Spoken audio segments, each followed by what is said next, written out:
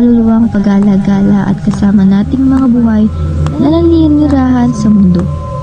Hindi sila natatahimik hanggat hindi nila nagagawa ang gusto nilang gawin. Paano kung sabihin ko sa inyo na may karanasan ako tungkol sa mga multo? Maniniwala ka ba?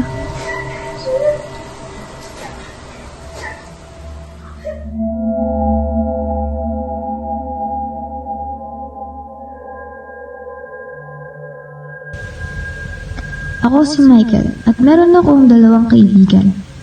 Araw ng mga patay bandang alas 5 ng hapon kung saan naganap ang nakapanindig balahibong pangyayari sa buhay ko.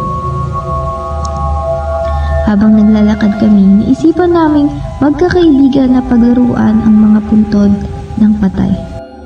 Habang papunta kami sa puntod ng patay, parang may iba na akong nararamdaman na parang may sumusunod, kumukuhit sa akin. Hindi ko maintindihan ang nangyayari sa akin. At pagkatapos ay umuwi na kami.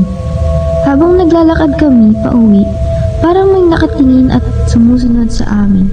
Kaya tinanong ko sa aking mga kaibigan, "Nararamdaman niyo ba ang nararamdaman ko?" Tanong nila, "Ano ba ang nararamdaman mo?" Sabi ko, "Hindi ko nga mawari." Patuloy kaming naglalakad hanggang sa nakauwi na ako.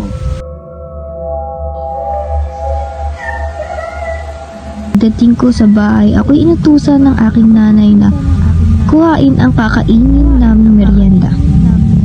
Nang biglang naramdaman ko na naman ang kakaibang pagtalikod ko, ako ay nawindang at nangilabot sa takot nang makita ang babaeng nakaputi. Sa sobrang takot ako ay napaupo at nataranta at napatakbo palabas ng bahay. Kinukwento ko sa aking mga kaibigan ang nangyari. Ngunit hindi sila naniniwala Muli sa pa rin akin. ako nagpapaliwanag sa kanila. Ngunit parang kabaliwan lamang daw ito para sa akin. Sa paningin nila parang tinatakot ko lamang sila. Pero sa akin nararamdaman hindi. Nararamdaman niyo ba yung nararamdaman ko? Hindi. Ano bang nararamdaman mo? Hindi ko mawari.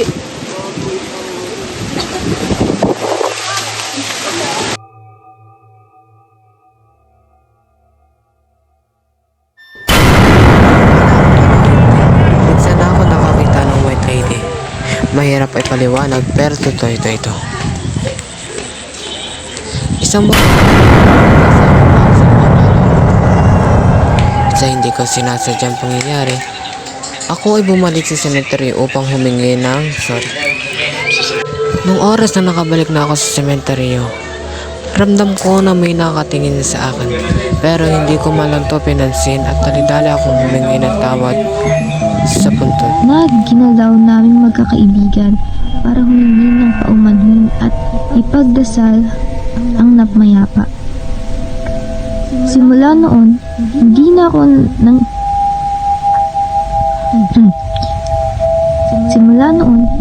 ako ginambala ng multo at natuto na ako magpahalaga at rumispeto sa mga sagradong lugar ng mga namayapa.